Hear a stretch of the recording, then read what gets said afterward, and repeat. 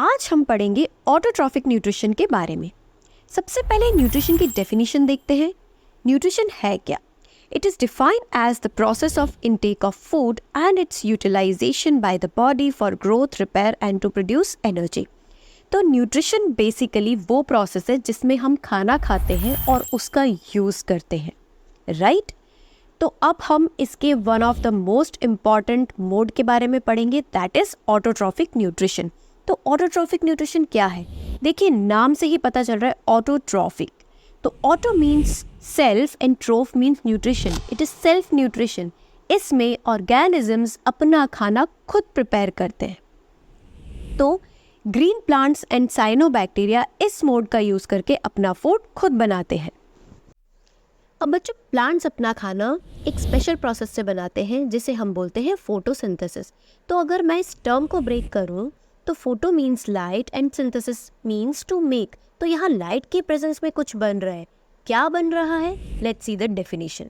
The process by which green plants manufacture carbohydrates from atmospheric carbon dioxide and water from soil in the presence of chlorophyll and sunlight. तो यहाँ पे बताया जा रहा है कि कार्बन डाइऑक्साइड और वाटर कंबाइन होके क्लोरोफिल एंड लाइट एनर्जी की प्रेजेंस में कार्बोहाइड्रेट बना रहे हैं। तो अगर मैं इक्वेशन देखूं तो यहाँ पे इक्वेशन में बच्चों ऑक्सीजन एज बाय प्रोडक्ट बन रहा है। जी हाँ, यहीं से हमें ऑक्सीजन मिलता है। तो अब देखते हैं स्टेप्स ऑफ फोटोसिंथेसिस, क्योंकि ये प्रोसेस कई स्टेप्स में चलता है। तो देखिए, पहला स्टेप है absorption of solar energy by chlorophyll. तो क्लोरोफिल का काम क्या है बच्चों? सबसे पहले तो क्लोरोफिल क्या है? क्लोरोफिल एक ग्रीन कलर का पिगमेंट है जो लीव्स में मिलता है। नाउ क्लोरोफिल क्या करते हैं? क्लोरोफिल लाइट एनर्जी को एब्जॉर्ब कर रहे हैं। अब ये लाइट एनर्जी कन्वर्ट होती है केमिकल एनर्जी में, जो कि दूसरा स्टेप है। And also splitting of water into oxygen and hydrogen by light energy takes place. तो सेकेंड स्टेप में बच्चों लाइट एनर्जी केमिकल एनर्जी में कन्वर्ट हो रही है और वाटर की स्प्लिटिंग हो रही है ऑक्सीजन एंड हाइड्रोजन में। तो अब ऑक्सीजन तो ये रिलीज हो गया एटमॉस्फेयर में, लेकिन हाइड्रोजन थर्ड स्टेप में यूज हो रहा है। Reduction of carbon dioxide to carbohydrates by hydrogen utilizing the chemical energy. तो जो केमिकल एनर्जी कन्वर्ट हुई थी सेकेंड स्टेप में, वो यूटिलाइज हुई किस में? Conversion of carbon dioxide to carbohydrates में। ठीक है, तो हाइड्रोजन ने यहाँ पे रिडक्शन करवाया कार्बन डाइऑक्साइड का। अब ये सारी स्टेप्स तुरंत ही एक के बाद एक हों ये ज़रूरी नहीं।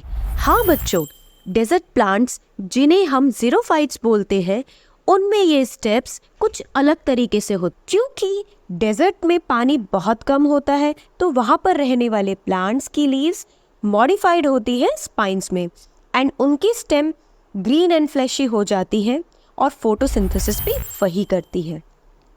क्योंकि वहाँ बहुत तेज़ धूप होती है, तो वो प्लांट्स अपने स्टोमेटा को दिन में बंद रखते हैं ताकि वाटर लॉस कम हो जाए।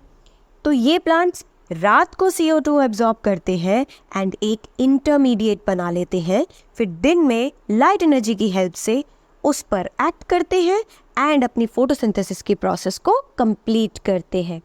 तो ये हुआ हमारा ऑटोट्रॉफिक न्यूट्रिशन। वीडियो अच्छी लगी हो तो अपने फ्रेंड्स के साथ ज़रूर शेयर करें। Keep learning, keep watching.